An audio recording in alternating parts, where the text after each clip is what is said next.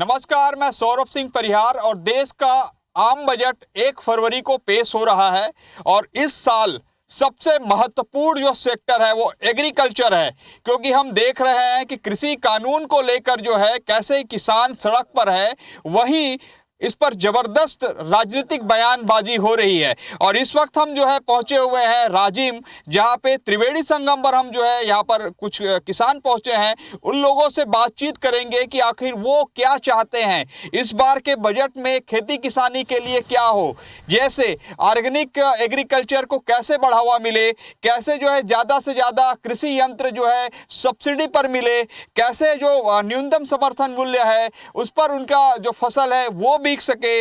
इसी तरीके से और ऐसे कई मुद्दे हैं जिसको लेकर आज हम जो है इन किसानों के बीच चर्चा करेंगे। और सबसे पहले मैं आपसे जानना चाहूँगा, आप अपना परिचय देते हुए बताएंगे कि जो देखा जा रहा है कि प्रधानमंत्री किसी सम्मान निधि जो मिल रहा है वो कम है, ज़्यादा है, आप क्या सोचते हैं? आज जो प्रधानमंत्री किसी सम्मान राशि जो दिया जा रहा है फिर भी कम है, उसमें कुछ बढ़ाया जाए। साथ ही राज्य सरकार भी उसमें अनुदान के रूप में जैसा 6,000 है 4,000 राज्य सरकार भी दे, करीब 10,000 ये किसान सम्मान राशि बनना चाहिए।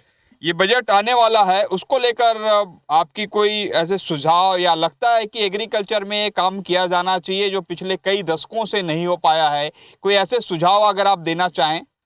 जी, इस बजट में जो दलहन तिलहन जो ये छत्तीसगढ़ में होता है इसमें कम से कम बढ़ोतरी हो, दलहन तिलहन से इस क्षेत्र का भला होगा इस बजट से। तो देखिए, आपने किसान का एक सुझाव जो है सुना है कि किस तरीके से दलहन तिलहन की बढ़ोतरी को लेकर, क्योंकि वास्तव में दलहन तिलहन की बढ़ोतरी से ही देखा जाता है अन्य जो विदेशी हैं वहाँ पर देखा जाता है कि दलहन और तिलहन की फसल जो है सबसे ज़्यादा उत्पादन है। हम और कुछ लोगों से जानना चाहेंगे, आप बताएंगे कि जो बजट पेश हो रहा है उस पर क्या किया जा सकता है एग्रीकल्चर के लिए? वर्तमान में केंद्र सरकार के द्वारा जो 1 फरवरी के बजट प्रस्तुत हो जाते हैं, वो बजट सत्र में तो सबसे पहले मैं मांग करूँ माननीय प्रधानमंत्री जी से कि वो कृषि कानून 3 ला है, ओकर से जो किसान मन में जो आक्रोश है, जो वर्तमान में लगातार दिल्ली में आंदोलन करत है, कहीं ना कहीं वो में जल्दबाजी में लिए गए निर्णय हैं। चाहे वो मिनिमम MSP के बात होए, चाहे कॉन्ट्रैक्ट बेस्ड फार्मिंग के बात होए, चाहे ओपन मार्केटिंग के, जैसे मिनिमम समर्थन मूल्य के निर्धारण केंद्र सरकार जरूर कर देते हैं, लेकिन पूरा हिंदुस्तान में कोई ऐसे मंडी नहीं है कि मिनिमम समर्थन मूल्य में किसान के उपज ला खरीदे। तो सबसे पहले ये कृषि कानून ला है तो ओमे एकदम स्पष्ट निर्देशित करे सब मंडी ला, ताकि वो जो किसान ला वास्तविक होकर उपज के मूल्य निर्धारण है।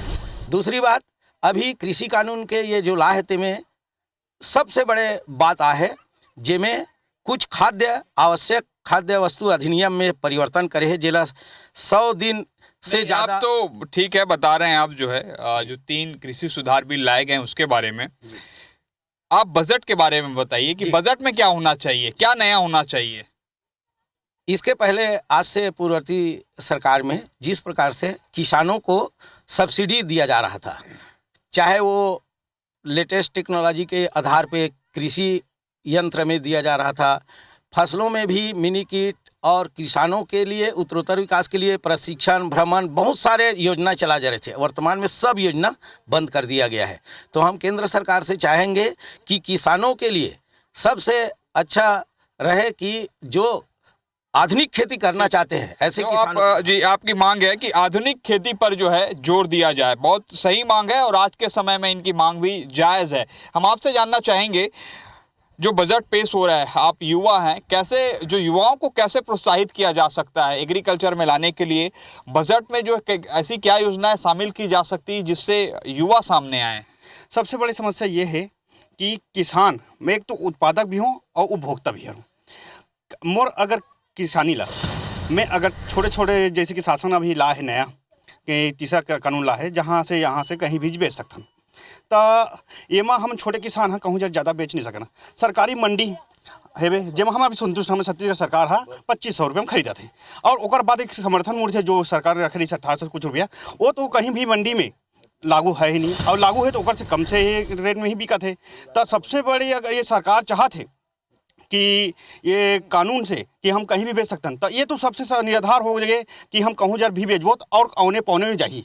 आज हमारे 2500 के बाद जितना हमारे धान उपस्थित बेचते हैं मंडी में, तो उतना हमारा रेट नहीं मिल पाए। आज स्थिति ऐसे आगे से पिछले भी कुछ समय कि 600 रुपये में भी किसान के धान बिके रही से। जिला मंडी संचालन समिति के साथ एक मीटिंग करके हम मना उस समस्या निदान करें और वो ठीक ठाक रेट में अभी जाना चालू हुई से। देखिए, आपने एक किसान है, इनकी भी जो समस्या है और जो इनको लगता है कि जो समस्याएं एक हर किसान को आती है, तो उन्होंने कहा है कि जिस तरीके से केंद्र सरकार ने जो कृषि कानून में लाया है वो कहीं ना कहीं किसानों के हित में नहीं है। मैं आपसे जानना चाहूँगा, आप अभी कृषि कानून को लेकर जो है पक्ष में बात कर रहे थे, लेकिन यहाँ पर किसान कह रहे हैं कि ये किसानों के लिए हित में नहीं है। आप कैसे देखते हैं इसको? आज जो केंद्र सरकार के द्वारा माननीय प्रधानमंत्री नरेंद्र मोदी के द्वारा जो कृषि बिल लाए गए हैं वो किसान के लिए बहुत ही लाभदायक है और उनमें किसान ला लाभ बहुत ज़्यादा मिली।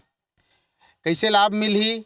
आज जो हमन हाँ एक सीमित मंडी से एक किसान हाँ जो बंधेरी से वो कहीं भी अपन उपज ले जाके बेचे में स्वतंत्र है। एकड़ से ओकर धान के या कोई भी फसल के ज़्यादा से ज़्यादा कीमत मिली और लाभ मिली। आपसे जानना चाहेंगे, आप युवा भी हैं, बजट में क्या शामिल किया जाना चाहिए जो लगता है कि पिछले कई सालों से नहीं हो रहा है, लेकिन इस बार मोदी सरकार में आने के बाद ये संभव है कि ये हो जाए?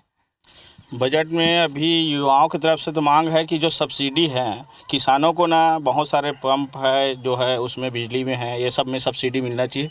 हमारी सब युवाओं का यही मांग है और इसमें राज्य सरकार की भी भूमिका होना चाहिए कि वो भी केंद्र सरकार की जो योजना चल रहा है उसमें साथ मिलकर चले ताकि दोनों का क्रियान्वयन हो सके। अगर जैसे आप कह रहे हैं कि ये अगर बजट में आ जाता है, आप जो मांग कर रहे हैं, तो आपके जीवन में और आपके जो एग्रीकल्चर इसमें है, जो अभी आप कामकाज कर रहे हैं, उसमें क्या सुधार आ जाएगा? किसान ही पूरा देश का अर्थव्यवस्था को चलाने वाले हैं और किसानों के लिए जो अभी कृषि बिल लाए हैं और जो उसका समर्थन कर रहे हैं और हम लोग भी समर्थन कर रहे हैं, उसमें बहुत कुछ सुधार होगा। देश की आर्थिक व्यवस्था सुधार होगा, इसमें हम सबका स्थिति सुधार होगा। मैं एक ऐसे किसान से बात करना चाहूँगा कि जो पिछले कई दशकों से, जो इनके दादा परदादा के समय से खेती करते आ रहे हैं। मैं आपसे जानना चाहता हूँ कि आप पिछले कई साल का बजट देख रहे होंगे, लेकिन क्या लगता है कि बजट में वो चीज़ें शामिल नहीं होती जो शामिल होना चाहिए? ग्राम पंचायतों या हमारे ग्रामीणों को मनरेगा के तहत जो पैसा बर्बाद किया जाता है, उस पैसे को यदि कृषि के क्षेत्र में बर्बाद किया जाए तो मैं कहता हूं कि कोई भी युवा इस क्षेत्र का या पूरे देश का कोई युवा नहीं होगा जो कृषि क्षेत्र में उतरने के लिए उनको सोचना पड़े। वर्तमान में खेती का जो कार्य है वो कास्टली हो गया है। खेती का कार्य दुर्लभ होते जा रहा है, लोग खेती करने से बच रहे हैं।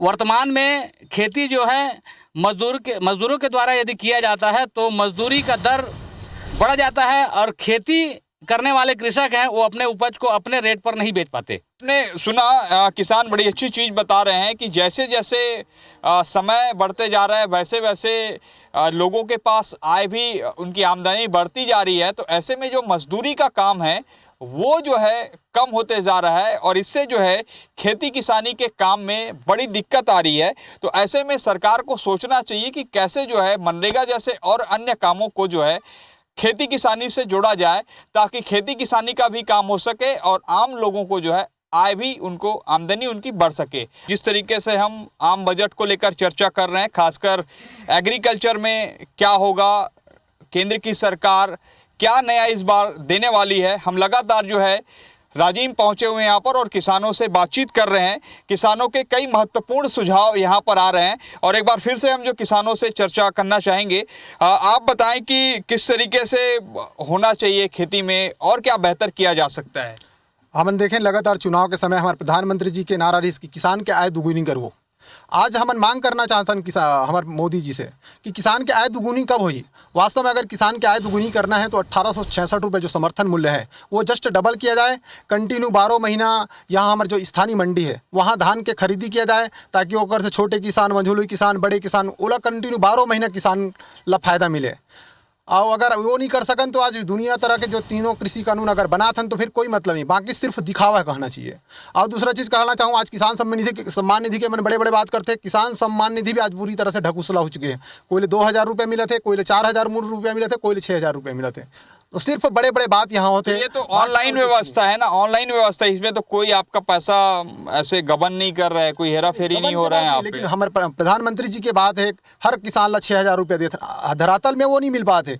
कोई 2,000 रुपया, कोई 4,000 रुपया, कोई 6,000। आज भी मैं कहना चाहूँ कोई किसान 1 रुपया भी नहीं मिलते। तो कहाँ है वो नियम, कहाँ है वो? ठीक है, आप एक किसान हैं, आप क्या कहना चाहेंगे? सरकार जो है अभी 1 तारीख को जो बजट पेश कर रही है, किसानों की तरफ से मैं ये मांग करना चाहता हूँ कि जैसे डीजल अगर हम आकलन करें तो लगभग सभी गांव में आज की कंडीशन में पौराणिक जो खेती होती थी बैल वगैरह से, वो बंद हो गया है और सब आधुनिक खेती की ओर जा रहे हैं। ट्रैक्टर का उपयोग ज़्यादातर होता है, तो डीजल आज के समय में 80 रुपये से पार हो गया है। हम चाहते हैं कि सरकार को इस विषय में गंभीरता से सोचना चाहिए और किसानों को खेती के पर्पज़ पे डीजल में सब्सिडी देना चाहिए। साथ ही साथ नए उपकरण जो आज किसान खेती के संदर्भ में कहीं लॉन्च हो रहे हैं, उनमें सरकार के द्वारा अधिक से अधिक सब्सिडी देना चाहिए, जिससे किसान जो है उस एग्रीकल्चरल उसको क्या बोलते हैं यंत्र को खरीद सके और खेती में सहायता उनको मिल सके। बस यही कहना चाहूँगा। और साथ ही साथ तो आपका फिर सुझाव क्या होगा? जैसे आप कह रहे हैं कि ज़्यादा से ज़्यादा किसान जो है आज ट्रैक्टर का यूज़ करते हैं, डीजल का दाम कम होना चाहिए, आपका कोई ऐसा एक आध सुझाव? डीजल में सब्सिडी, जैसे फर्टिलाइजर वगैरह में सब्सिडी देते हैं, वैसा टाइप का एक स्कीम लाना चाहिए गवर्नमेंट को कि जो बहुत अच्छी इन्होंने बात कही है कि एक स्कीम लाना चाहिए और इस स्कीम के तहत इसका फ़ायदा किसानों को मिलना चाहिए। हम आपसे जानना चाहेंगे कि कैसे और बेहतर किया जा सकता है किसानों के उत्थान के लिए, देश में ज़्यादा से ज़्यादा फसल हो, उत्पादन बढ़े, उसके लिए आपके कोई ऐसे सुझाव? सबसे पहले मैं किसी चीज़ के रकबा बढ़ाए बर मैं शासन से एक ही मांग करना चाहूँ कि ज़्यादा से ज़्यादा तालाब, बांध, डैम जो किसान मन ला सबसे ज़्यादा पानी उपलब्ध हो जाए फसल के लिए। वो हमारे छत्तीसगढ़ में क्या होता है, 2 ही फसल ले पाते हैं, और कुछ एरिया ऐसे है जहाँ सूखाग्रस्त होते हैं, वहाँ अपन फसल नहीं ले पाना। और ये छोटे छोटे बांध बन जाए, सबसे ज़्यादा फोकस होना चाहिए बड़े प्रोजेक्ट, बांध है, तालाब है, और जो ज़मीन से स्रोत से पंप के द्वारा सिंचाई करने के लिए ऐसे एक सिस्टम बनाना चाहिए शासन ला कि हर किसान ला पानी की कमी मत होए। पानी के कमी के कारण ही फसल भी बहुत कम होते, तो वह डबल फसल, ट्रिपल फसल नहीं पाए। तो आपका कहना है कि केंद्र सरकार को सभी राज्यों में कोई ऐसे प्रोजेक्ट लाए जाने चाहिए ताकि वहाँ पर पानी स्टोर रहे। जैसे हम बांध देखते हैं तो छोटे छोटे पानी स्टोर किया जा सके, अगर छोटी बहुत आपको खेती बाड़ी करना है तो उससे हो सके। हाँ, मैं वही सरकार से वही कहना चाहता हूँ कि ज़्यादा से ज़्यादा सिंचाई के लिए एक साधन उपलब्ध हो जाए, चाहे बांध, डैम, तालाब, जो किसानों को 12 महीना उपलब्ध हो सके पानी। दूसरा चीज़ मैं बोलना चाहता हूँ, अगर सबसे ज़्यादा लागत होते किसान मन पर बोझ होते कीटनाशक दवाई और यूरिया जैविक खाद, तो एक बार का है शासन हाँ अभी छत्तीसगढ़ सरकार की अच्छा चीज़ लाए है नरवा गुरवा बाड़ी।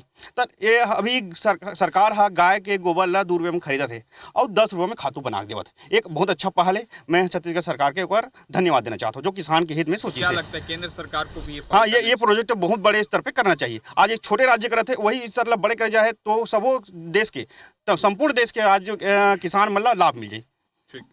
आपसे जानना चाहेंगे कि कैसे किसानों को उनकी फसल की जो आय है, एमएसपी है, वो बेहतर ढंग से मिल सके, उसके लिए कोई मांग है आप लोगों की? मैं एक बात बोलना चाहूँ कि जैसे लइका मन जो आज किसी की खेती करे से जो दूरी हो बनाए जाते हैं, तो लइका मन ला शुरू से ही प्रशिक्षण दिया जाए, पहली कक्षा से ही के खेती करे के बारे में भी प्रोत्साहित करना चाहिए। जैसे कॉलेज में जाए के बाद एग्रीकल्चर कॉलेज है, वहाँ वो ढंग से मतलब प्रशिक्षण दे जाते, तो बचपना से ही मिले ताकि एक गांव के लइका मन भी जो कम पढ़े लइका मन भी एक खेती ला आधुनिक ढंग से कर सके।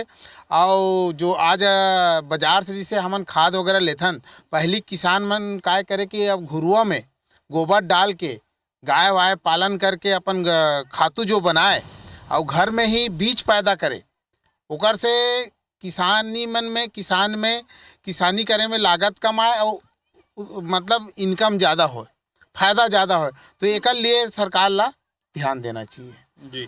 दूसरा ये भी जानना चाहेंगे कि जिस तरीके से अभी ई मंडी की बात हो रही है, ऑनलाइन व्यवस्था की जा रही है, कैसे इससे दिक्कत होगी किसानों को या राहत है? कैसे देखते हैं आप एक किसान के रूप में? अभी कुछ मंडी में ऑनलाइन खरीदी होते नहीं ओकर से किसान ला कोई नुकसान है, घाटा है या कोई तकलीफ ऐसे नहीं है। आज भी कुछ मंडी, जैसे अपन नया पारा मंडी के बात करें, नया पारा मंडी में ऑनलाइन खरीदी होते है ना, ओकर से किसान ला कोई ए ढंग से तकलीफ नहीं है, बल्कि किसान ला और ज़्यादा से तो ज़्यादा। ठीक है, आप कह रहे हैं कि ऑनलाइन व्यवस्था बेहतर है, कि जिस तरीके से अगर एग्रीकल्चर में हम टेक्नोलॉजी की बात कर रहे हैं तो कहीं ना कहीं पंजीयन में, भुगतान में, सारी चीज़ों में ऑनलाइन व्यवस्था होनी चाहिए। हम और कुछ युवा हैं उनसे जानना चाहेंगे, आपसे जानना चाहेंगे कि जैसे आप बता रहे थे कि आप पढ़े लिखे हैं लेकिन आप लोन लेना चाहते हैं एग्रीकल्चर में बेहतर काम करने के लिए, लोन मिलता नहीं, कई चक्कर काटने के बाद लोन मिलते हैं, लेकिन कई ऐसे बैंक तो हैं जहाँ पर लोन तो मिल जाता है, लेकिन आप क्या चाह रहे हैं? कितने परसेंट पे मिलना चाहिए बोल रहे हैं आप? मैं तो ये चाहता हूँ कि 0% में सभी किसानों को मिले। जितने भी बैंक है सभी बैंकों में 0% ही मिलना चाहिए किसानों को। अभी जो हम लोगों को बाकी बैंक है उनमें 0% ब्याज नहीं मिल पाता, और कई बैंक वाले ऐसे होते हैं जो हम लोगों को जाते तो हैं आप जी, आपका कहना है कि 0% पे इनको ब्याज मिले ताकि ये जो है समय रहते और अच्छे ढंग से खेती किसानी कर सके। आपका कोई सजेशन? मैं कहना चाहूँगा कि कृषि का लागत मूल्य को मतलब कम करने के लिए कृषि उत्पाद को मार्केट में अच्छे रेटों में बिकने के लिए जो व्यवस्था शासन के द्वारा जो दिया जाता है, जैसा MSP रेट मतलब जो घोषित किया जाता है, जैसा 1860 65 जो भी हो क्विंटल के दर पे किया जाता है, वो जैसा सभी जगहों करते हैं, तो वो मार्केट में मतलब मंडियों में भी उसी रेट में बिकना चाहिए। ये व्यवस्था करना चाहिए। कृषि के कृषकों को यदि ऊपर उठाना है तो ऑल टोटल भले कह रहे हैं कि सारे जहाँ पर भी बेचेंगे मार्केट में, यहाँ का उत्पाद वहाँ ले जाके, वहाँ का उत्पाद वहाँ ले जाके, जहाँ भी बेचेंगे अधिक रेट हमको मुनाफा मिलेगा, अधिक रेट मिलेगा, किसान लोग अच्छे होंगे। लेकिन हम आज के डेट में इनके द्वारा 1865 रुपये 75 रुपये जो भी रेट निर्धारित किया है, मंडी में अभी जाने पर 14 से 1500 रुपया और 1200 रुपया में भी धान बिक रहा है। यही व्यवस्था को यदि केंद्र सरकार मतलब ठीक कर दे तो किसान को ओबलाइज होने से कोई नहीं रोक सकता। देखिए, बहुत ही बारीकी चीज़ ये किसान बता रहे हैं कि किस तरीके से सरकारें योजनाएं तो लागू कर देती हैं ताकि किसानों को इसका लाभ मिले, लेकिन वास्तव में जब धरातल में जाते हैं तो ये देखने को मिलता है कि किसान कहीं ना कहीं उन योजनाओं का फ़ायदा नहीं उठा पाते। उसके पीछे बहुत सारी तकनीकी दिक्कतें, बहुत सारी जो आधिकारिक तौर पर जो दिक्कतें आती हैं, योजनाओं से संबंधित जो उनसे डॉक्यूमेंट मांगे जाते हैं, ऐसे कई दिक्कतों का सामना करना पड़ता है जिसके कारण किसानों को उस योजना का लाभ नहीं मिल पाता। मैं एक फाइनल कमेंट जो है आपसे लेना चाहूँगा, क्या कहना चाह रहे हैं आप? जी, जिस हिसाब से छत्तीसगढ़ में अभी विगत 2 साल से देख रहे हैं धान खरीदी के संदर्भ में हो चाहे अन्य विषय में, सेंट्रल गवर्नमेंट, केंद्र सरकार इस मॉडल को अपना ले तो लगभग देश की स्थिति आज सुधर जाएगी। छत्तीसगढ़ के किसान लगभग 2 वर्षों से जो खेती से भाग रहे थे, अब खेती के प्रति उनका रुझान बढ़ते जा रहा है। तो ये थे हमारे साथ राजिम के किसान जिन्होंने आम बजट को लेकर कई सुझाव दिए हैं और वास्तव में इनके सुझाव काफ़ी महत्वपूर्ण हैं। खेती किसानी के काम को आगे बढ़ाने के लिए, किसानों की आय दोगुनी करने के लिए, खेती किसानी में टेक्नोलॉजी कैसे यूज किया जा सकता है, कैसे बेहतर ढंग से जो है बीज उत्पादन किया जा सकता है, कैसे किसानों को कम दर पर ब्याज की सुविधा मिले, ऐसे अनेक सुझाव इन किसानों से प्राप्त हुए हैं। अब देखने वाली बात होगी जब 1 फरवरी को प्रधानमंत्री नरेंद्र मोदी के वित्त मंत्री निर्मला सीतारमण बजट पेश करेंगी, तब कृषि के क्षेत्र में कितना फायदा या कितनी योजनाएं किसानों के लिए आ रही है। कैमरामैन मुकेश के साथ सौरभ सिंह परिहार, IBC 24 राजिम।